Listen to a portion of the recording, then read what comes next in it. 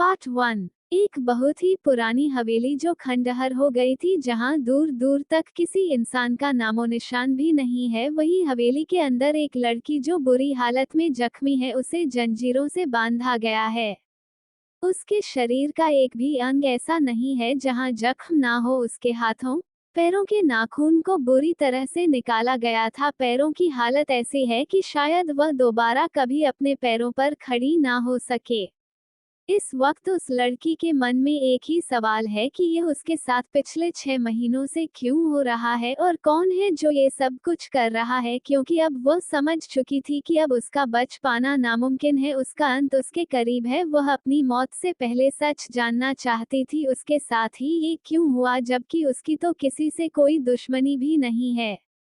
तभी उस हवेली का जो बड़ा सा दरवाजा था वह खुलता है। दरवाजा खुलने की आवाज सुनकर वह लड़की अपनी दर्द भरी आंखों से सामने देखती है, जहां पर इस वक्त 2 लोग खड़े हुए थे। एक उसकी प्यारी बहन और दूसरा उसका होने वाला पति, जिसे वह ज्यादा तो नहीं जानती थी, पर अपने परिवार से दूर होने के लिए उसने इस लड़के से शादी करने के लिए हाँ कहा था। उन दोनों को वहां देखते ही उस लड़की के चेहरे पर मुस्कान आ जाती है। शायद अब उसे इस नर्क में से आजादी मिलेगी, पर तभी वहां पर एक गन शॉट की आवाज गूंज जाती है और वह लड़की दर्द से चिल्ला उठती है, क्योंकि गोली उसके कंधे पर जो लगी थी और चलाने वाली कोई और नहीं, उसकी बड़ी बहन थी, जो शातिर मुस्कान लिए उसे ही देख रही थी। वो लड़की हैरानी और दर्द भरी आवाज में कहती है, तो वह आप ही हैं जिसकी वजह से मैं यहाँ हूँ और मेरी ये हालत है। तो उस लड़की की बहन आयशा हंसते हुए कहती है, मेरी प्यारी छोटी बहन, तुम बहुत मासूम हो। हाँ, ये सब मैंने ही किया है, सिर्फ तुम्हें बर्बाद करने के लिए। वो लड़की दर्द से करहाते हुए कहती है, पर क्यों? मैं तो आपसे इतना प्यार करती हूँ, फिर क्यों किया आपने ये? तो आयशा गुस्से से कहती है, पर मैं तुमसे बेहद नफरत करती हूँ, समझी? तुम्हारी वजह से जो दौलत मेरी होने वाली थी वह तुम्हारी हो गई। तो वह लड़की कहती है, अगर आपको मेरी प्रॉपर्टी चाहिए थी तो आप मुझे बता देती, आपको वह सब मैं दे देती। तो आयशा नफरत से कहती है, मुझे तुम्हारी भीख नहीं चाहिए, समझी? मैं सिंघानिया खानदान की इकलौती प्रिंसेस थी, पर तुम्हारे आने के बाद मैं सिर्फ अडॉप्टेड कहलाई गई और तुम्हारे मरने के बाद फिर से मैं सिंघानिया खानदान की इकलौती प्रिंसेस रह जाऊंगी। सब मुझे पहले की तरह प्यार करेंगे और तुम्हें भूल जाएंगे। तो वह लड़की अपने मंगेतर नक्श की तरफ देखकर कहती है, तो तुमने मुझे क्यों धोखा दिया? हम तो एक दूसरे को जानते भी नहीं थे, मेरी तो तुमसे कोई दुश्मनी भी नहीं थी। नक्श हंसते हुए कहता है, मैंने ये सब अपनी वाइफ के लिए किया है, समझी? मुझे तुमसे कोई लेना देना नहीं है। तो वो लड़की हैरानी से कहती है, जब तुम शादीशुदा हो तो मुझसे सगाई क्यों की? तो आयशा बीच में बोलती है, मेरे कहने पर किया नक्श ने ये सब, क्योंकि वह सिर्फ मुझसे प्यार करता है। तुम्हें याद है 6 महीने पहले तुमने नक्श के कहने पर किसी कागज पर साइन किया था? वह कोई ऐसे वैसे कागज नहीं थे, बल्कि प्रॉपर्टी के कागज थे जिनकी मालकिन तुम थी, पर अब उन सब की मालकिन मैं हूँ, तुम नहीं। और इसी के साथ निशा अपने हाथ में पकड़ी गन की सारी गोलियां उस लड़की के सीने में उतार देती है। वो लड़की दर्द से तड़पते हुए अपने मन में कहती है, भगवान, क्या मैं इतनी बुरी थी जो मेरे नसीब में किसी का प्यार नहीं था, पर मैंने शिकायत नहीं की। उसके बाद भी आपने मुझे हर दर्द दिया जिसे मैंने खुशी खुशी सहा, पर अब नहीं, अब मुझे अपनों से बदला लेना है, जिनकी वजह से आज मैं इस हालत में हूँ। मुझे उनका हिसाब चाहिए। क्यों मुझे ही यह सब कुछ सहने को मिला? और अगर कभी मैंने सच्चे मन से तुम्हें माना है या तुम हो, तो ये साबित करो। और फिर अपनी आंखें बंद कर लेती है। उस लड़की के मरते ही नक्श और आयशा वहां से चले जाते हैं। तभी वहां पर एक लड़का भागता हुआ आता है और उस लड़की के सर को अपनी गोद में रखकर बुरी तरह से रोने लगता है और उसके चेहरे को थपथपाते हुए कहता है, सारा प्लीज उठो ना, देखो मैं आ गया हूँ, मैं तुम्हें कुछ नहीं होने दूंगा, मैं उन सभी लोगों को खत्म कर दूंगा जिनकी वजह से आज तुम्हारी यह हालत है, प्लीज एक बार मुझे देखो तो। काश मैं तुम्हारे सामने पहले ही आ गया होता, तो आज तुम्हारी यह हालत नहीं होती। कुछ देर बाद वो लड़का एक शमशान घाट के अंदर खड़ा हुआ था। उसके सामने उसकी मोहब्बत चिता पर लेटी हुई थी और वो उसे अग्नि दे रहा था। इस वक्त उस लड़के की आंखें में एक आग थी, जैसे वह किसी को भी नहीं छोड़ेगा। तभी एक लड़का उसके सामने आता है और थोड़ी उदासी भरी आवाज में कहता है, भाई, हमने उन लोगों को पकड़ लिया है जिनकी वजह से आज वह हमसे दूर है। तो वह लड़का गुस्से से उस जगह जाता है जहां पर इस वक्त आयशा और नक्श बुरी हालत में पड़े हुए थे। आयशा अपने चेहरे को ऊपर करती है। इस वक्त उसके चेहरे पर डर साफ नजर आ रहा था कि जैसे उसकी मौत उसके सामने खड़ी हो। वो गिड़गिड़ाते हुए कहती हैं, हम आपको जानते भी नहीं, फिर आप हमारे साथ यह सब कुछ क्यों कर रहे हैं? तो वो लड़का बिना कुछ कहे अपनी गन की सारी गोलियां नक्श और आयशा के सीने में उतार देता है। वही घुटनों के बल बैठ जाता है और चिल्लाते हुए कहता है, क्यों क्यों मेरे साथ तुमने ये क्यों किया? मैंने तुमसे कभी कुछ नहीं मांगा, बस अपना प्यार मांगा था, पर तुमने मुझसे वह भी छीन लिया। और फिर अपने हाथ में पड़ी हुई गन को अपने माथे पर लगा लेता है और उसके आसपास जितने भी लोग खड़े हुए थे उस लड़के की इस हरकत पर वो उसकी तरफ भागते हैं, पर तब तक बहुत देर हो चुकी थी। वह लड़का अपने माथे पर सूट कर लेता है और अपने खून से सनी आंखों से उस जलती हुई चिता की तरफ देखता है और मुस्कुराते हुए कहता है, हम साथ जी तो नहीं पाए पर साथ मार तो सकते हैं। और फिर मुस्कुराते हुए अपनी आंखें बंद कर लेता है। वही उस लड़की की आत्मा जो मरने के बाद भी वहीं पर थी, वो अपने सामने ये सब कुछ होता हुआ देखकर बिल्कुल चौंक गई थी। उसे समझ नहीं आ रहा था कि यह लड़का कौन है जिसने उसके मुजरिमों को सजा दी और फिर अपने हाथों खुद की ही जान ले ली। क्या कोई किसी से इस हद तक प्यार कर सकता है कि किसी के मरने के बाद वह भी जीना ना चाहे? वह लड़की उस लड़के के दर्द को महसूस कर पा रही थी। उसे पता नहीं क्यों अपने दिल में हद से ज्यादा दर्द महसूस हो रहा था। आत्मा होने के बाद भी उसकी आंखों से आंसू गिर रहे थे। वह हैरानी से अपने चेहरे पर हाथ रखती है और फिर उस लड़के के पास बैठ जाती है और उसके चेहरे पर अपना हाथ रखते हुए कहती है, अगर मुझे दोबारा मौका मिला तो मैं तुम्हारे प्यार को कंप्लीट करने की कोशिश करूंगी। और फिर मुस्कुराते हुए उस लड़के के होठों पर अपने होंठ रख देती है और इसी के साथ सब कुछ शांत हो जाता है।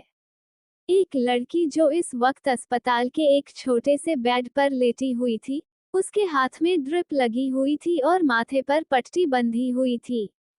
तभी उसकी आंखें धीरे धीरे खुलने लगती हैं। इस वक्त उसकी आंखों के सामने थोड़ा धुंधलापन था, पर जैसे ही धुंधलापन कम होता है, वह अचानक से हैरान हो जाती है और सोचती है कि वह कहाँ पर है। वह तो मर चुकी थी। वो एकदम से जैसे ही उठने की कोशिश करती है, तो उसे सिर में बहुत तेज दर्द महसूस होता है। वहीं उसके बगल में बैठी लड़की जल्दी से उसके पास आती है और कहती है, सारा, संभल के। वो लड़की जैसे ही किसी अनजानी लड़की की आवाज सुनती है, उसकी आंखों में आंसू आ जाते हैं, क्योंकि इस आवाज को उसने पिछले 1 साल से नहीं सुना था। ये किसी और की नहीं, उसकी बचपन की सहेली अनन्या थी, जिसने हर मोड़ पर उसका साथ दिया था।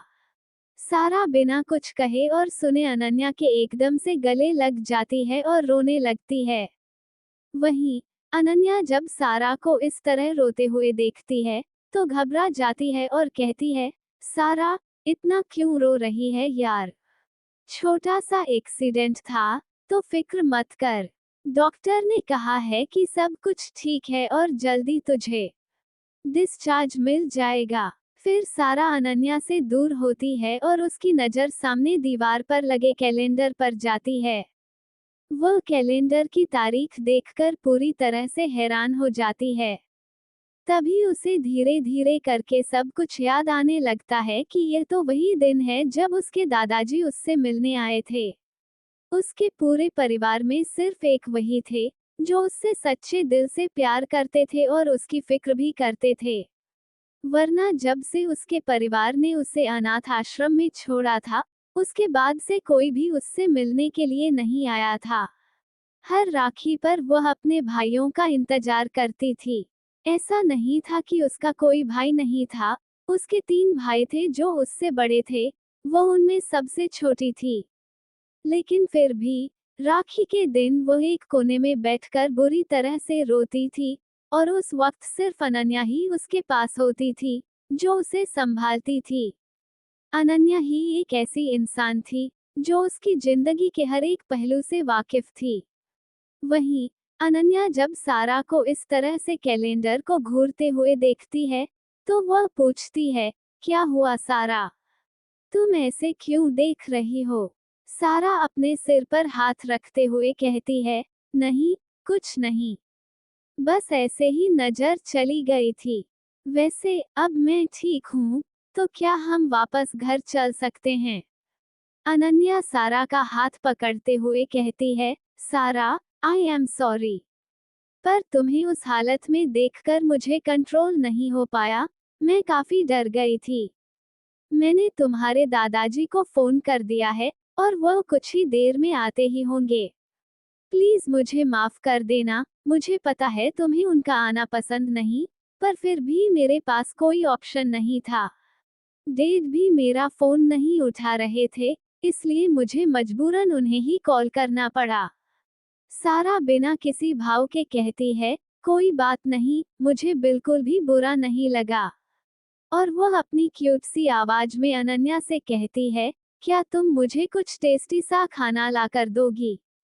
मुझे बहुत भूख लगी है। सारा की बात सुनकर अनन्या मुस्कुराते हुए कहती है, जो हुक्म हुजूर। आप बस कुछ देर इंतजार कीजिए, हम अभी आपके लिए आपका फेवरेट खाना लेकर आते हैं। और फिर अनन्या वहां से चली जाती। अनन्या के जाते ही सारा अपनी आंखें बंद करके बेड पर लेट जाती है और अपनी जिंदगी के बारे में सोचने लगती है। वह सोचती है, क्या भगवान ने सच में उसकी सुन ली और उसे एक और चांस दिया अपनी जिंदगी को सुधारने के लिए, और उन लोगों से बदला लेने के लिए जिन्होंने उसे बहुत बुरी मौत दी थी। सारा सोचने लगती है कि कैसे इन सब की शुरुआत हुई थी। जब पिछले 1 साल पहले उसका एक्सीडेंट हुआ था, तो उसके दादाजी उससे मिलने आए थे। सारा ने उनसे काफी जिद की थी कि वो उसे सिंघानिया पैलेस लेकर जाएं, क्योंकि वह यहाँ पर और नहीं रहना चाहती थी। उसे अपनी फैमिली के पास रहना था। तो फिर अपनी पोती की ऐसी हालत देखकर सारा के दादाजी से नहीं देखा गया और वो उसे अपने साथ सिंघानिया पैलेस लेकर चले गए।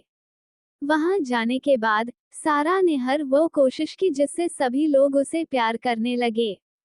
अपनी बड़ी बहन के कहने पर उसने बुरी बन जाने की कोशिश की और बुरे काम भी करने लगी, ताकि वह अपने परिवार के सदस्य की नजरों में आए।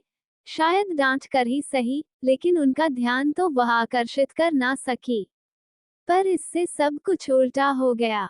सारा सबकी नजरों में हद से ज्यादा बुरी होती चली गई, और उसकी बड़ी बहन प्यारी, जो एक मासूम और सॉफ्ट हार्टेड लड़की है, सारा को विलन करार दिया। अब कोई भी उससे प्यार नहीं करता, सब उसे अजीब सी नजरों से देखते हैं, जैसे वह एक अनवांटेड चाइल्ड हो। बल्कि उसके भाई भी उससे बिल्कुल भी प्यार नहीं करते थे और उसके साथ अजनबियों जैसा व्यवहार करते थे। सिंघानिया पैलेस में जब उसका पहला रक्षाबंधन था, तो वह काफी देर तक अपने भाइयों का इंतजार करती रही। उसकी बड़ी बहन के राखी बांधने के बाद उसके तीनों भाइयों में से किसी भी भाई ने उससे राखी बंधवाना जरूरी नहीं समझा। वो खुद क्यूट सी राखी अपने हाथों से बनाकर अपने भाइयों के लिए भी लेकर गई थी, लेकिन तीनों ने उसे राखी बंधवाने से मना कर दिया और यह कह दिया कि वो उसे अपनी बहन नहीं मानते। ये सब कुछ सोचते वक्त सारा की आंखों में हद से ज्यादा नफरत का कारण बन गया था। वो गुस्से से कहती है, अब मैं किसी से भी प्यार की उम्मीद नहीं रखूंगी, बल्कि उन लोगों को उतना ही दर्द दूंगी जितना उन्होंने मुझे दिया है। फिर अपनी आंखें बंद करते हुए वह सोचती है कि अब वह सिर्फ अपने सच्चे जान देने वाले व्यक्ति को ढूंढेगी, जिसने उसके लिए अपनी जान दी थी। और इस बार वह किसी पर भी भरोसा नहीं करेगी, सिर्फ अपने दादाजी पर, क्योंकि उसके दादाजी ही थे जो उसे सच्चा प्यार करते थे। उसकी नादानियों की वजह से उनकी जान चली गई थी, लेकिन इस बार वह अपने दादाजी को कुछ भी होने नहीं देगी और उनके साथ अच्छे से पेश आएगी। वो किसी भी सिंघानिया फैमिली के सदस्य से प्यार की उम्मीद नहीं रखेगी और आयशा और नक्श को उनके किए की बुरी से बुरी सजा देगी। वहीं बेंगलुरु के एक आलीशान विला में एक बुजुर्ग आदमी जिसकी उम्र लगभग 70-75 साल के करीब होगी, जल्दी जल्दी में जा रहे थे। उसे इस तरह से जाता हुआ देखकर लिविंग रूम में बैठे हुए लोग, जिनमें से एक मिडिल एज का आदमी था, पूछता है, डेड, आप इस तरह से जल्दी कहाँ जा रहे हैं? कोई बात है क्या? वह आदमी गुस्से से कहता है, तुम लोगों को इससे कोई लेना देना नहीं है, समझे? आज तुम लोगों की वजह से ही हमारी पोती की ऐसी हालत हुई है। तुम लोगों को शर्म आनी चाहिए। अपने खून को तो तुम लोगों ने इतनी दूर कर रखा है और किसी दूसरे के खून को अपने कलेजे से लगा रखा है। क्या तुम्हारा दिल बिल्कुल भी नहीं पसीजता अपनी बच्ची की हालत को देखकर? तुम्हें पता है, आज उसका एक्सीडेंट हुआ, वो मौत के मुंह से बचकर आई है। बुजुर्ग आदमी की बात सुनकर वहां बैठे किसी भी इंसान को कोई फर्क नहीं पड़ता। वहीं मिडिल एज आदमी, जिसका नाम हर्ष था, बेफिक्रे से कहता है, डेड, आप जानते हैं ना, वो हमारा अटेंशन पाने के लिए ये सब कुछ करती है, और हमने उसे सुधारने के लिए ही वहां पर छोड़ा हुआ है। तो आप इतने परेशान मत होइए, वह ठीक हो जाएगी। बुजुर्ग आदमी गुस्से से चिल्लाते हुए कहता है, कुछ शर्म कर, हर्ष। वह तेरी बेटी है, तेरा खून है। पर मैं तुम लोगों से क्या उम्मीद रख सकता हूँ? मेरी बात याद रखना, तुम बहुत पछताओगे एक दिन। वो तुम लोगों से इतनी दूर चली जाएगी कि तुम्हारा चेहरा भी देखना पसंद नहीं करेगी, और वो दिन बहुत जल्दी आएगा, क्योंकि तुम लोगों ने खुद उसके दिल में अपने लिए नफरत पैदा की है, जिसे मिटा पाना आसान नहीं होगा। समझे? तुम तड़पोगे उसके प्यार को पाने के लिए, पर तुम्हें उसका प्यार नसीब नहीं होगा। मेरी बात याद रखना। और फिर गुस्से से वो वहां से चले जाते हैं। वहीं अस्पताल में सारा अभी भी किसी गहरी सोच में डूबी हुई थी कि अचानक से दरवाजा खुलता है और अंदर एक शख्स आता है। सारा मुस्कुरा देती है, क्योंकि शायद उसे पता था कि यह कौन था। यह कोई और नहीं, उसके प्यार से दादाजी थे, जो उसे जान से भी ज्यादा प्यार करते थे। सबके छोड़ देने के बाद एक वही अकेले थे जो उसे हर बार मिलने आते थे। और यह कोई और नहीं, दिग्विजय सिंघानिया थे, सिंघानिया फैमिली के हेड। हालांकि परिवार में हेड होने के बाद भी कोई उनकी बात नहीं मानता था, सब अपनी ही मनमानी करते थे। दिग्विजय जी को बहुत दुख भी होता था कि उनकी इकलौती पोती, जो उनके लिए राजकुमारी जैसी थी, उसे इतना प्यार नहीं मिल पा रहा था, जितना उसे मिलना चाहिए था। सिंघानिया फैमिली के सदस्य उसका हक छीनकर किसी और को दे रहे थे। दिग्विजय जल्दी से आते हैं और सारा के पास बैठकर उसके चेहरे को अपने हाथों में लेते हुए कहते हैं, हमारी प्रिंसेस की हालत कैसी हो गई है? आप ठीक हैं ना, सारा? देखिए, आपको कितनी चोट लग गई है, आप सड़क क्रॉस नहीं कर सकती। देखिए, आपके माथे पर कितनी गहरी चोट आई है।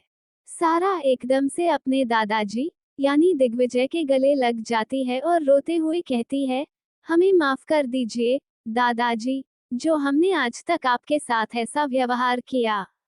दिग्विजय मुस्कुराते हुए कहते हैं, अरे तुम हमारी पोती हो, तुम हमारे साथ जैसा भी व्यवहार कर सकती हो, हमें बिल्कुल भी बुरा नहीं लगता। बल्कि हमें अच्छा लगता है कि तुम हम पर अपना हक जताती हो। तभी सारा दिग्विजय की तरफ देखकर कहती है, दादाजी, अब मैं बिल्कुल ठीक हूँ, आप वापस घर चले जाए, वरना सब लोग कहेंगे कि मैंने आपको अपनी साइड कर लिया। दिग्विजय कहते हैं, हमें किसी से कोई फर्क नहीं पड़ता, आप हमारे लिए बहुत जरूरी हैं। सारा कहती है, पर मुझे फर्क पड़ता है, मैं नहीं चाहती कि कोई मुझे फिर से बुरा कहे। दिग्विजय पछतावे से कहते हैं, हमें माफ कर दो, बेटा, हम तुम्हारे हक के लिए नहीं लड़ पा रहे हैं। सारा हंसते हुए कहती है, हमें कुछ नहीं चाहिए, दादाजी। दिग्विजय सारा के सर पर हाथ रखते हुए कहते हैं, कैसे 1 हफ्ते बाद हमारी और आपकी दादी की मैरिज एनिवर्सरी है। क्या आप आएंगी? सारा दिग्विजय को देखकर कहती है, आप जानते हैं ना दादाजी, किसी को भी हमारा वहां पर आना पसंद नहीं है, तो हम वहां पर क्यों आए? दिग्विजय कहते हैं, अगर आप नहीं आई तो हम अपनी एनिवर्सरी नहीं मनाएंगे, हमारी बात याद रखिएगा। और फिर वहां से चले जाते हैं। वहीं सारा अपने जिद्दी दादाजी को जाते हुए देखती है, जो हर वक्त उसे इमोशनल ब्लैकमेल करके मना ही लेते हैं। अनन्या दादाजी के जाते ही सारा से कहती है, क्या तुम दादाजी की एनिवर्सरी पार्टी में जाओगी? सारा कहती है, अभी बहुत टाइम है, मैं बाद में सोचूंगी इस बारे में, पर इससे पहले मैं यहाँ से बाहर निकलना चाहती हूँ, क्योंकि दवाइयों की महक ने मुझे पागल कर दिया है। अनन्या हंसते हुए कहती है, तुम इतनी बड़ी हो गई, पर आज भी तुम्हें ये स्मेल बिल्कुल भी नहीं पसंद। वैसे मैंने डॉक्टर से बात कर ली, उन्होंने कहा है तुम अब ठीक हो, इसलिए हम घर जा सकते हैं। फिर दोनों वहां से निकल जाती हैं। कुछ ही देर बाद दोनों अनाथ आश्रम के सामने खड़ी होती हैं, जिसका नाम था मार्टिन अनाथ आश्रम, जहां पर दोनों बड़ी हुई थीं। ऐसा नहीं था कि अनन्या अनाथ थी। अनन्या एक अच्छी फैमिली से थी, पर किसी हादसे में उसकी पूरी फैमिली मर चुकी थी। बस उसके परिवार में उसके डैडी ही बच गए थे। अनन्या एक गैंगस्टर फैमिली से बिलोंग करती थी, और अनन्या के दादा ने इस डर से कि उनके दुश्मन को अनन्या के परिवार के बारे में पता ना चले, इस कारण अनन्या को बचपन में अनाथ आश्रम में छोड़ दिया था। वो हर महीने अनन्या से मिलने भी आते थे, और सारा को भी बिल्कुल अपनी बेटी की तरह ट्रीट करते थे। जब उन्हें पता चला कि सारा का एक्सीडेंट हुआ है, तो वे जल्दी से मिलने के लिए निकल पड़े थे। दोनों अभी अनाथ आश्रम में ही थीं। सारा के कपड़े एक्सीडेंट की वजह से थोड़े गंदे हो गए थे, इसलिए वह अपने कपड़े चेंज करके बेड पर आराम कर रही थी। तभी अनन्या सारा के पास आती है और उसके हाथों को पकड़ते हुए कहती है, सारा, चलो जल्दी से कैफे में चलते हैं, पापा आ गए हैं और हमारा वेट कर रहे हैं। कुछ ही देर में दोनों कैफे पहुंच जाती हैं, जहां इस वक्त अनन्या के पापा आदर्श बैठे हुए थे। जब आदर्श सारा और अनन्या को देखते हैं, तो वह जल्दी से सारा के पास जाते हैं और उसके सिर पर हाथ रखते हुए कहते हैं, बेटा, आप ठीक हो ना? ज्यादा चोट तो नहीं लगी? सारा मुस्कुराते हुए कहती है, नहीं अंकल, बस छोटा सा एक्सीडेंट था। वह कहते हैं, फिर तुम्हारा ध्यान कहाँ रहता है? कोई ऐसे सड़क क्रॉस करता है? फिर अनन्या की तरफ देखकर कहते हैं, और तुम कहाँ थी? तुमने हमारी बेटी का ध्यान क्यों नहीं रखा? अनन्या अपने कान पकड़ते हुए कहती है, सॉरी माय लॉर्ड, आगे से हम आपकी बेटी पर 24 घंटे नजर रखेंगे, इन्हें खरोच भी नहीं आने देंगे। आदर्श अनन्या के सिर पर हल्का सा थप्पड़ मारते हुए कहते हैं, शैतान, अपने आप को हर वक्त परेशान करती रहती है। और फिर वह तीनों बैठ जाते हैं। आदर्श सारा की तरफ देखकर कहते हैं, सॉरी बेटा, माफ कर देना, तुम्हें इस सिचुएशन में अकेला छोड़ना पड़ रहा है, और मैं अनन्या को लेकर अपने साथ जा रहा हूँ। बात यह है कि तुम भी जानती हो कि अनन्या की माँ की डेथ एनिवर्सरी है। 2 दिन बाद आदर्श सारा से कहते हैं, इसलिए हमारा जाना बहुत जरूरी है। सारा आदर्श का हाथ पकड़ते हुए कहती है, अंकल, इसमें इतना परेशान होने वाली क्या बात है? मुझे छोटी सी चोट लगी है, इतना घबराने की बात नहीं। मैं बिल्कुल ठीक हूँ, आप देख रहे हैं ना, मैं फिट एंड फाइन हूँ। आप इस आफत को ले जाइए, कुछ दिन शांति तो रहेगी। अनन्या गुस्से से सारा की तरफ देखती है और कहती है, वो तो मैं तुम्हारा इतना ध्यान रखती हूँ, तो मैं तुम्हें आफत लगती हूँ? सारा मुस्कुराते हुए कहती है, नहीं, मेरी माँ मुझे माफ कर दे, जो मैंने तुझे आफत कहा। आदर्श सारा की तरफ देखकर कहते हैं, तो बेटा, अब मुझे और अनन्या को चलना चाहिए, कहीं हमारे दुश्मनों को मेरे यहाँ पर होने की खबर न लग जाए, क्योंकि तुम्हारे लिए मुश्किल हो सकता है।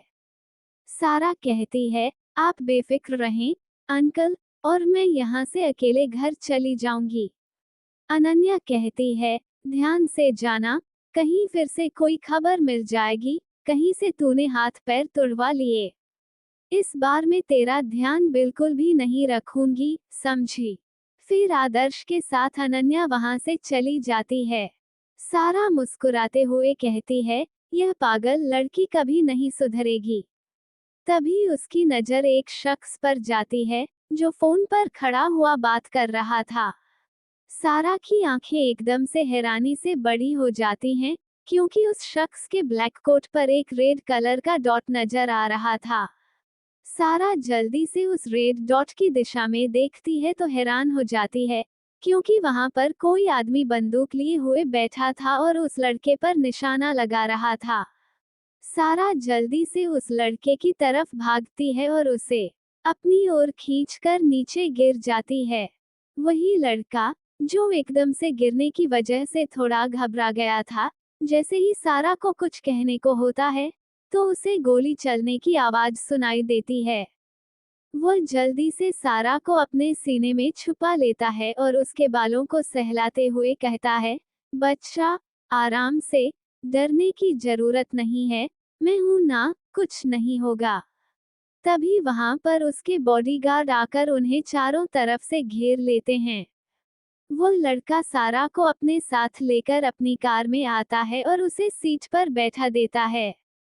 गोली चलने की आवाज से सारा काफी डर गई थी और उसे अपनी पिछली जिंदगी की यादें दिखाई देने लगी, जब आयशा और नक्श ने उसे मारा था। वो बुरी तरह से कांप रही थी। कैसे उस अनजान लड़के ने उसके लिए खुद को शूट कर लिया था, ये सोचते हुए वह डर के मारे कांप रही थी। वो लड़का सारा को पानी देता है। सारा पानी पीकर खुद को कुछ बेहतर महसूस करती है। तभी वह लड़का सारा के सिर पर हाथ रखते हुए कहता है, आपने ये क्यों किया? अगर गोली आपको लग जाती तो? सारा मुस्कुराते हुए कहती है, तो फिर अगर मैं आपको नहीं बचाती, तो आपकी जान जा सकती थी। और देखिए, मुझे कुछ नहीं हुआ, तो घबराने की बात नहीं है।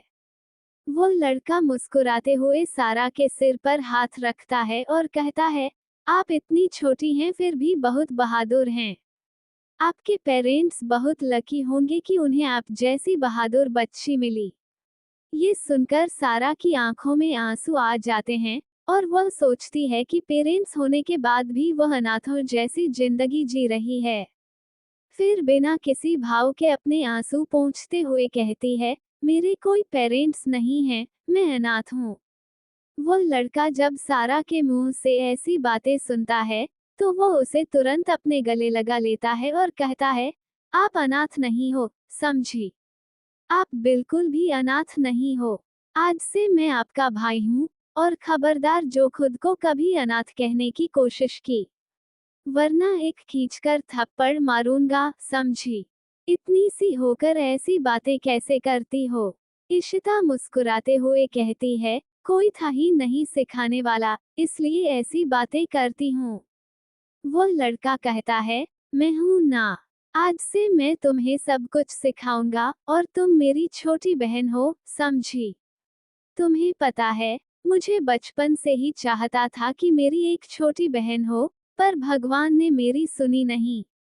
बस अपने पेरेंट्स का मैं इकलौता बनकर रह गया। न ही मेरा कोई छोटा भाई है।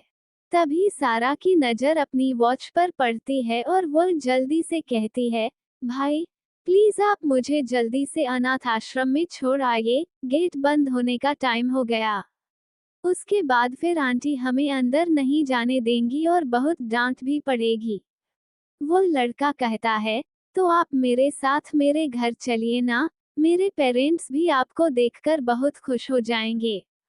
सारा कहती है, नहीं, मैं इस वक्त आपके साथ नहीं चल सकती। और अभी तो हम एक दूसरे को जानते भी नहीं। क्या पता, मैं कोई चोरी करके आपके घर से चली जाऊं। वो लड़का हंसते हुए कहता है, मुझे मंजूर है। चाहे तुम मेरे घर में पूरी तरह से चोरी कर लो, मुझे कोई फर्क नहीं पड़ेगा। बल्कि इस मासूम से चोर को पकड़ने के लिए मैं खुद को बहुत खुशनसीब समझूंगा। उस लड़के की बात सुनकर सारा मुस्कुरा देती है। कुछ देर बाद उनकी कार मार्टिन अनाथ आश्रम के सामने आकर रुक जाती है। सारा जैसे ही कार से निकलने को होती है, वो लड़का सारा का हाथ पकड़कर कहता है, तो बताइए छोटी बहन, आप कब हमारे घर रहने के लिए आ रही हैं? सारा अपने हाथ जोड़ते हुए कहती है, महाराज, बहुत जल्द। वो लड़का कहता है, अरे, हम आपसे इतनी देर से बात कर रहे हैं और हमने आपका नाम तो जाना ही नहीं। सारा मुस्कुराते हुए कहती है, मेरा नाम सारा है। वो लड़का मुस्कुराते हुए कहता है, बहुत प्यारा नाम है आपका। सारा मुस्कुराते हुए कहती है, तो क्या हमें भी हक है हमारे बड़े भाई का नाम जानने का? वो लड़का मुस्कुराते हुए कहता है, हाँ, और वैसे आपके बड़े भाई का नाम पृथ्वी चौहान है। सारा मुस्कुराते हुए कहती है, वह आपका नाम तो बड़ा ही दबंग है। वो लड़का मुस्कुराते हुए कहता है, आप पहली इंसान हैं जिन्होंने हमारे नाम पर ऐसा कम्प्लीमेंट दिया है।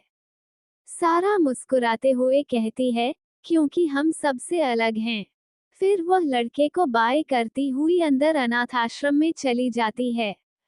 एक और लड़का जो कार में बैठा हुआ था, वह कहता है, बॉस चले। पृथ्वी मुस्कुराते हुए कहता है, हाँ, जल्दी चलो। मैं मॉम और डैड को बताऊंगा कि मुझे मेरी छोटी बहन मिल गई है, वो कितने खुश होंगे। कुछ ही देर में उनकी कार चौहान हाउस के सामने आकर रुकती है। वो लड़का कोई छोटा मोटा इंसान नहीं था, बल्कि बेंगलुरु की फिल्म इंडस्ट्री का बेताज बादशाह था। पूरी फिल्म इंडस्ट्री उसी के कंट्रोल में चलती थी। पृथ्वी जल्दी से कार से उतरता है और घर के अंदर भागता हुआ जाता है। उसे इस तरह से भागते हुए देखकर जितने भी सर्वेंट्स थे, वे सभी हैरान हो जाते हैं, क्योंकि पृथ्वी एक शांत और शिष्टाचार वाला लड़का था, जो कभी इस तरह से इतने उत्तेजित होकर नहीं चलता था। सभी लोग सोचने लगते हैं कि ऐसा क्या हुआ, जो वह इस तरह से भाग रहे हैं। तभी पृथ्वी घर के हॉल में जाता है, जहां उसके दादा और माँ बैठे हुए थे। पृथ्वी जल्दी से अपनी माँ वसुधा चौहान के पास जाता है और उन्हें गले लगाते हुए कहता है, माँ, आपको पता है, मुझे मेरी छोटी बहन मिल गई। पता है, वो कितनी क्यूट है और मेरी तरह जिद्दी भी है। वसुधा हैरानी से कहती हैं, अरे, क्या हुआ? तुम कैसी बातें कर रहे हो? हमें खुलकर बताओ। पृथ्वी उन्हें सोफे पर बिठाकर सारी बातें बताने लगता है, कैसे उसे अपनी छोटी बहन मिली और क्या क्या हुआ। वसुधा उसे सुनकर कहती हैं, तो तुम मेरी बेटी को क्यों नहीं लेकर आए? पृथ्वी कहता है, माँ, आपको पता है, वो मेरी बात नहीं मानी। उसने कहा कि जब उसका मन होगा, तो वह आ जाएगी। तभी वसुधा केशव यानी शेखर के पापा की तरफ देखकर कहती हैं, आप जल्दी से खड़े होइए, हम अपनी बेटी को अनाथ आश्रम से लेकर आते हैं और फिर उसे अपने साथ रखेंगे। केशव कहते हैं, इतना एक्साइटेड होने की जरूरत नहीं है। उस बच्ची के फैसले की रिस्पेक्ट करो और जब उसका मन होगा, हम उसे खुद लेकर आ जाएंगे। वसुधा कुछ नहीं कहती और जल्दी से सर्वेंट को कहकर एक प्रिंसेस रूम रेडी करवाने के लिए कह देती है। वहीं पृथ्वी भी जल्दी से अपनी प्रिंस के लिए बेस्ट ब्रांडेड कपड़े अरेंज करवाने में लग जाता है।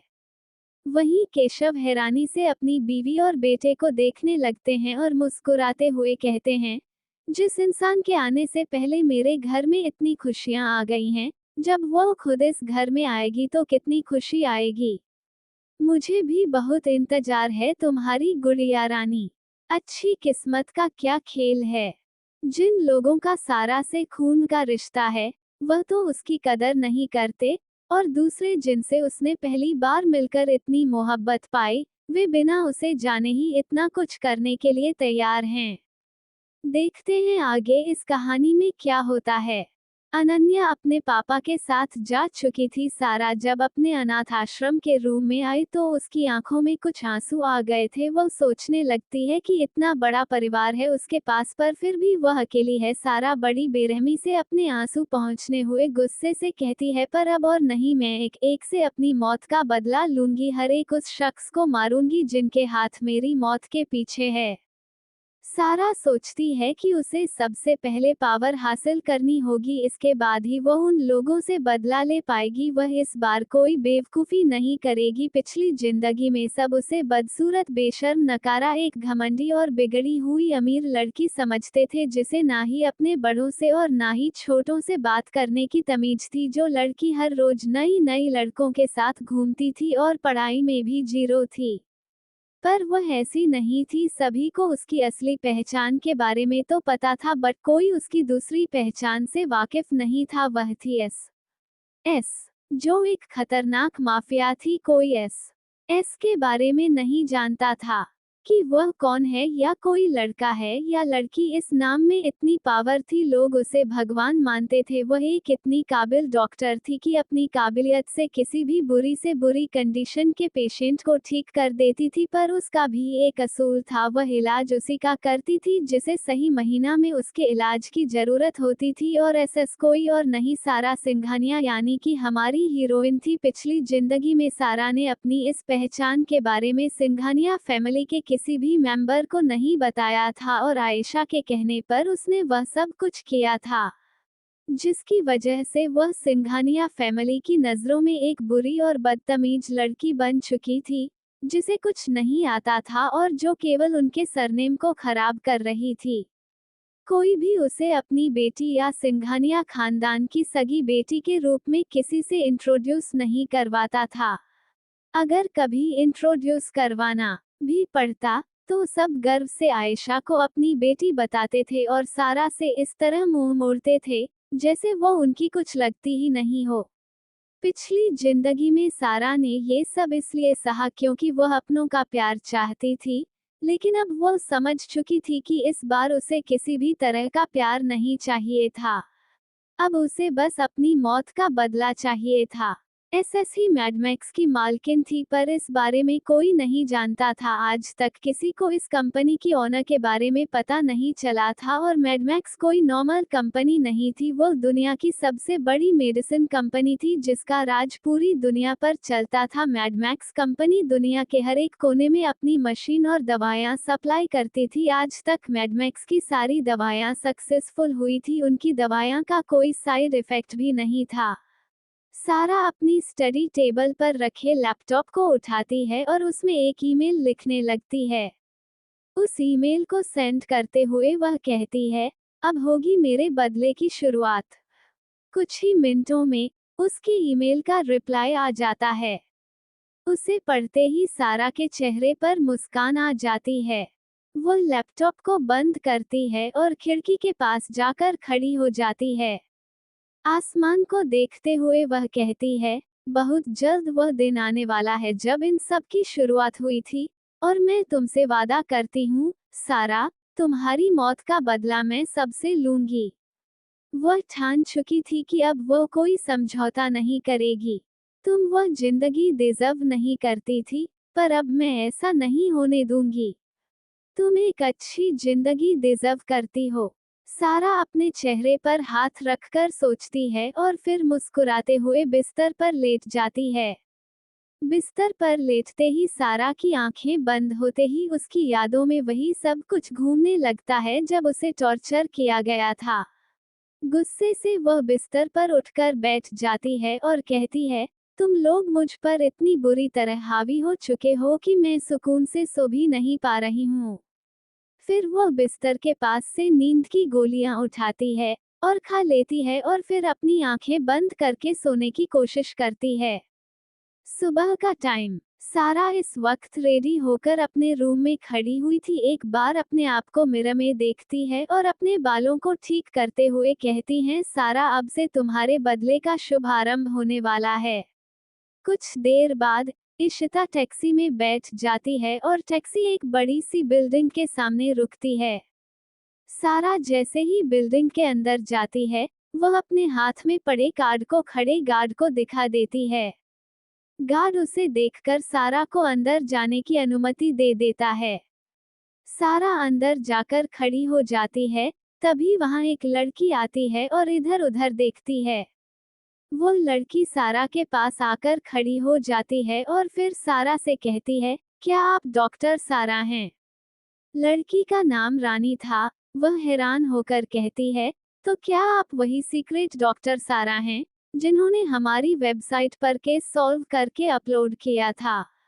सारा अपना सिर हिलाती है। रानी कहती है, ओ माय गॉड, मुझे यकीन नहीं हो रहा, आप वही ब्रिलियंट डॉक्टर हैं। आपकी तो उम्र भी काफी कम लग रही है। सारा मुस्कुराते हुए कहती है, टैलेंट का और उम्र का क्या लेना देना?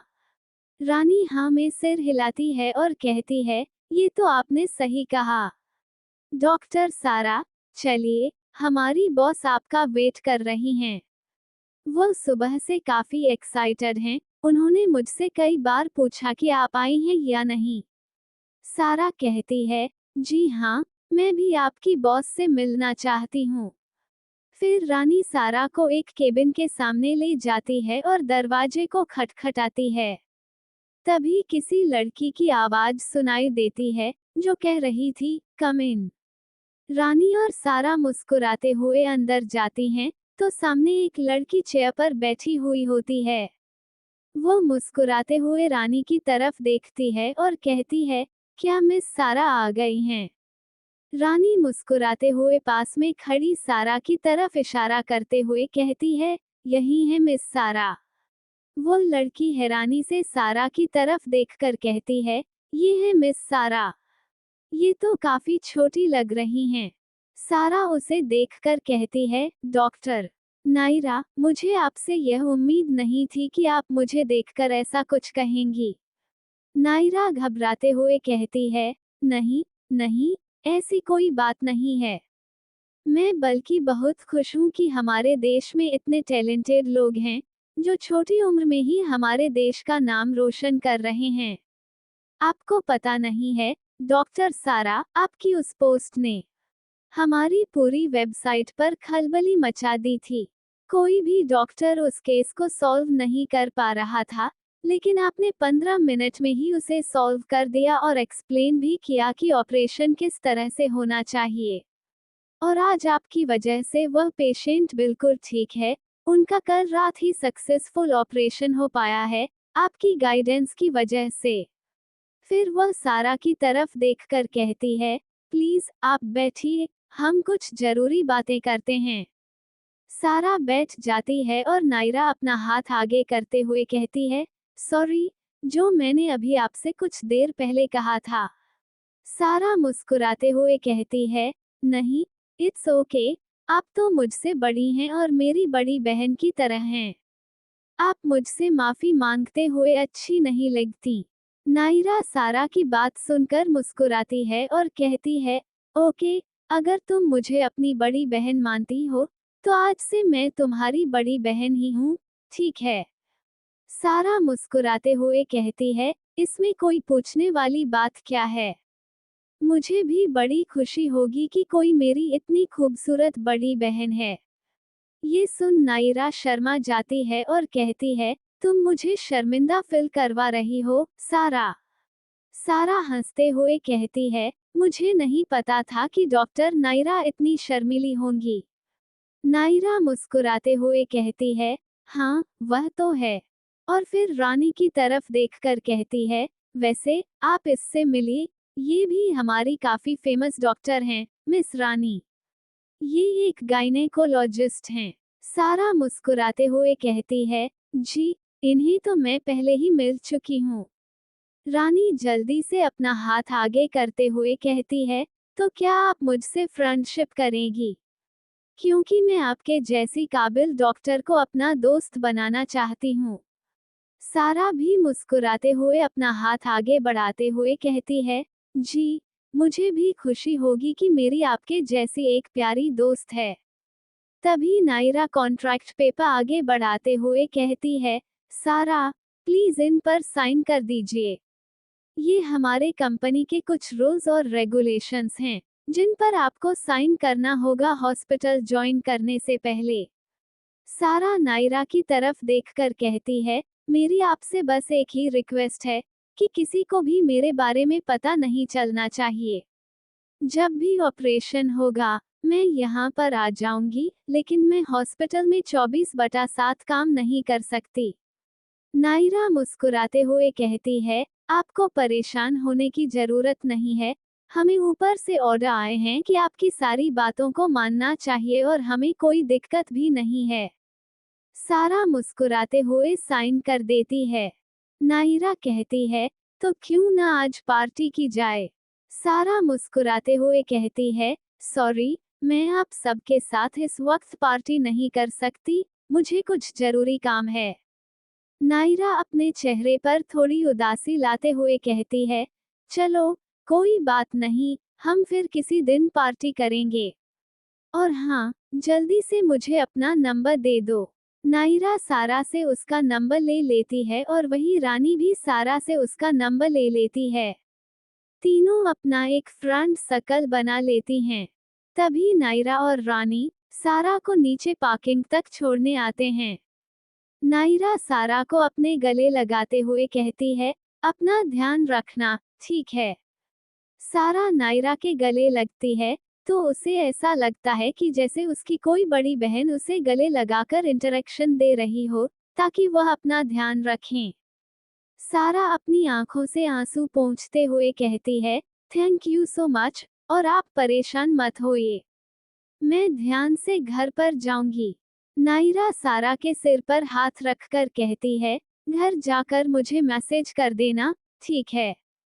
सारा उन्हें बाय बोलकर कार में बैठ जाती है। सारा खिड़की से बाहर देखते हुए भी उन्हें बाय करती है। सारा के जाते ही नायरा और रानी एक दूसरे की तरफ देखती हैं। नायरा कहती है, कितनी प्यारी बच्ची है ना। रानी शरारत से कहती है, आप तो ऐसे बिहेव कर रही हैं जैसे आप कोई बुढ़िया हो। आप खुद देखिए, आप अभी 25 साल की हैं और ऐसे बात कर रही हैं जैसे 50 साल की बुढ़िया हैं।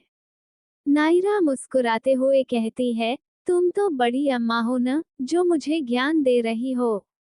रानी हंसते हुए कहती है, मैं कोई बड़ी अम्मा नहीं हूँ, मैं तो अभी भी यंग हूँ। नायरा हंसते हुए कहती है, हाँ हाँ, तुम यंग हो। और फिर दोनों हंसते हुए अंदर चली जाती हैं।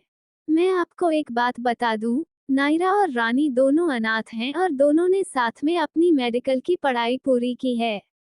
इसलिए दोनों एक दूसरे को बहुत अच्छे से जानती हैं और एक दूसरे के काफी करीब हैं।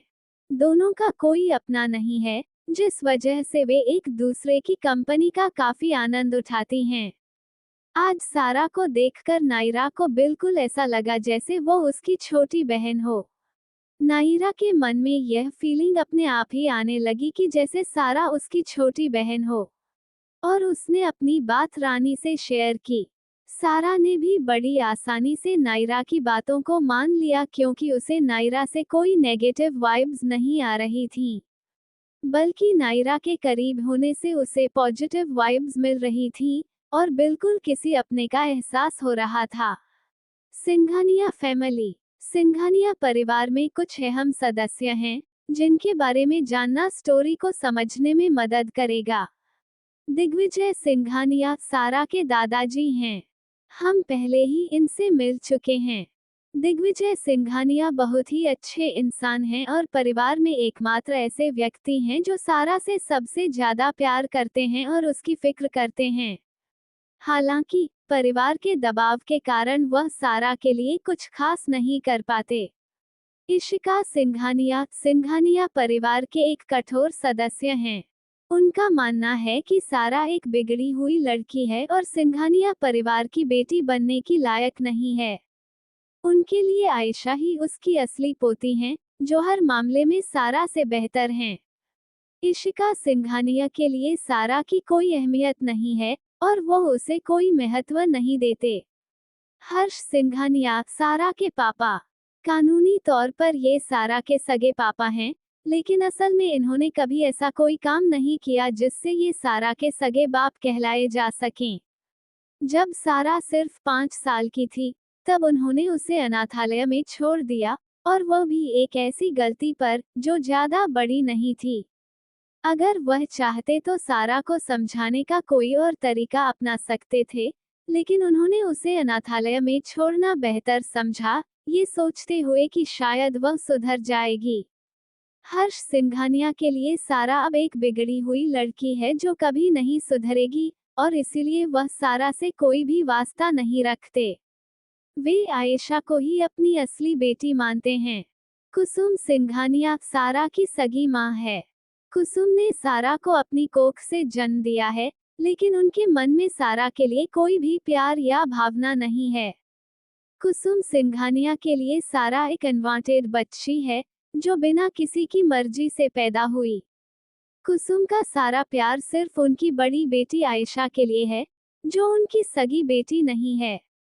देवांश सिंघानिया हर्ष और कुसुम सिंघानिया का बड़ा बेटा, जो 30 साल का है और एक बड़ा बिजनेसमैन है। देवांश काफी खड़ूस और रूड स्वभाव का है, और उसे अपनी छोटी बहन सारा की कोई भी फिक्र नहीं है। उसकी नजरों में सारा बस एक और बच्ची है, जिनकी कोई अहमियत नहीं है। दिव्यांश सिंघानिया हर्ष और कुसुम सिंघानिया का दूसरा बेटा, जो अपने बड़े भाई देवांश की तरह ही बिजनेसमैन है और खड़ूस स्वभाव का है। वह भी यही मानता है कि सारा उनकी बहन नहीं है, और आज तक उन्होंने सारा से मिलने की कोई कोशिश नहीं की है। बल्कि वे तो उसे मिलना भी नहीं चाहते। हर्षित सिंघानिया सारा का चाचा है। बाकी परिवार की तरह हर्षित भी सारा के बारे में नकारात्मक सोचते हैं, और उन्हें सारा से कोई लगाव नहीं है। उन्हें सिर्फ अपने बिजनेस की पड़ी रहती है, और वे परिवार के मामलों में कोई रुचि नहीं रखते। नैना सिंघानिया सारा की चाची है। उन्हें सारा से कोई लेना देना नहीं है, और घर के मामलों में भी उनका कोई इंटरेस्ट नहीं है। उनकी पूरी दुनिया किटी पार्टी और अपनी मस्ती में घिरी हुई है। अगर उनसे पूछा जाए कि सारा के बारे में क्या फील करती हैं, तो वे यही कहती हैं कि उन्हें सारा से कोई मतलब नहीं है, जब तक कि वे अपनी पार्टी का आनंद ले रही हैं। अगर कोई उन्हें उनकी पार्टी में जाने से रोकता है, तो घर का माहौल खराब हो जाता है। उनके पति भी उन्हें कुछ नहीं कहते, क्योंकि वे अपनी बीवी से प्यार नहीं करते। उनकी शादी फैमिली दबाव के कारण हुई है। देव सिंघानिया हर्षित और नैना सिंघानिया का बेटा, जो एंटरटेनमेंट इंडस्ट्री का उभरता हुआ सितारा है। वो काफी फेमस है और लड़कियों के लिए ड्रीम बॉय माना जाता है। देव की उम्र 26 साल है। आयशा सिंघानिया हर्ष और कुसुम सिंघानिया की अडॉप्टेड बेटी, जिसे कुसुम सिंघानिया ने अपनी छोटी बहन दाखा कुमारी से गोद लिया है। आयशा की गोद लेने की कहानी। सिंघानिया परिवार में काफी समय से कोई लड़की नहीं थी। हर्ष और कुसुम के पास पहले से ही देवांश और दिव्यांश थे, और हर्षित और नैना का एक ही बेटा था, देव। वे और बच्चे के बारे में सोच रहे थे। कुसुम तीसरी बार गर्भवती नहीं हो पा रही थी, जिससे वह बहुत दुखी थी। एक रक्षाबंधन के दिन, जब कुसुम उदास बैठी थी, उनकी छोटी बहन दाखा ने उन्हें अपनी इकलौती बेटी आयशा गोद में दे दी, जो कुछ दिन पहले ही पैदा हुई थी। जब कुसुम ने आयशा को देखा, तो वह समझ गई कि यह वह बेटी है जिसे वह हमेशा से चाहती थी। दाखा और मनोज का दूसरा बच्चा नहीं हुआ, और उन्होंने कुसुम को इमोशनली ब्लैकमेल किया, जिससे कुसुम ने दाखा और मनोज को भी सिंघानिया पैलेस में रहने के लिए कह दिया। अब दाखा, मनोज और आयशा सभी सिंघानिया पैलेस में रहते हैं। जब आयशा 5 साल की हुई, तो अचानक कुसुम को पता चला कि वह प्रेग्नेंट हैं।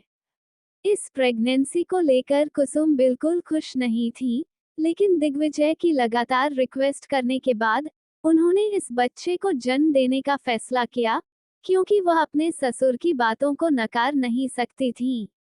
हालांकि दिग्विजय ने कभी भी आयशा को अपनी पोती के रूप में स्वीकार नहीं किया था, क्योंकि उनकी नजरों में वह उनका खून नहीं था। लेकिन सिंघानिया परिवार ने आयशा को अपनी बेटी के रूप में स्वीकार कर लिया था। सभी लोग उसे बहुत प्यार करते थे, क्योंकि वह इकलौती बेटी थी। देवांश, दिव्यांश और देव भी आयशा को प्रिंसेस की तरह ट्रीट करते थे, क्योंकि उनके लिए वो उनकी छोटी बहन थी। आयशा से प्यार और सारा के प्रति नफरत। इतने लोगों के प्यार और देखभाल में रहने के बाद भी आयशा की फितरत नहीं बदली। वो अपने माँ बाप की तरह ही बड़ी होती रही।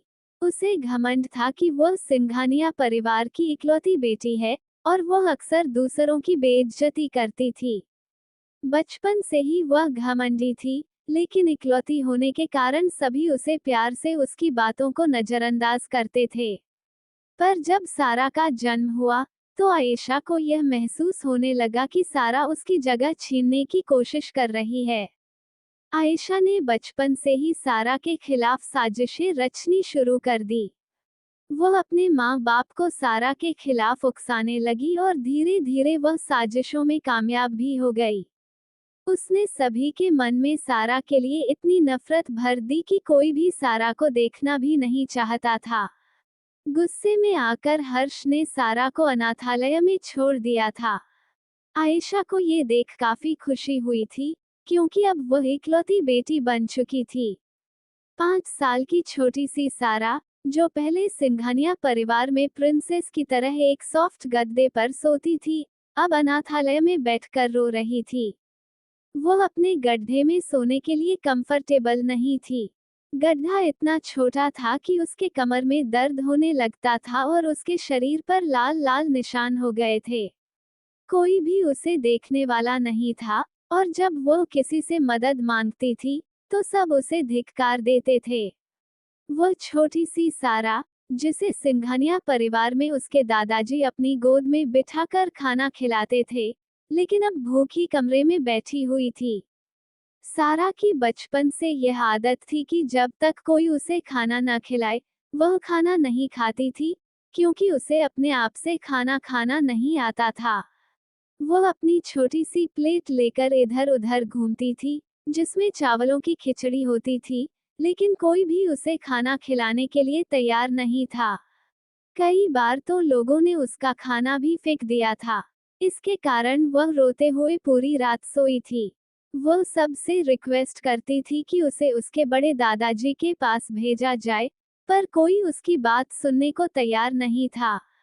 वहीं सिंघानिया परिवार के सभी लोग अपनी ऐश की जिंदगी जी रहे थे, और वो मासूम सी लड़की, जिसकी कोई गलती नहीं थी, इतनी मुश्किलों से गुजर रही थी। इस मुश्किल में उसका साथ देने वाला कोई नहीं था, न उसके दादाजी, न कोई और। दिग्विजय की कोशिश और परिवार का नजरिया।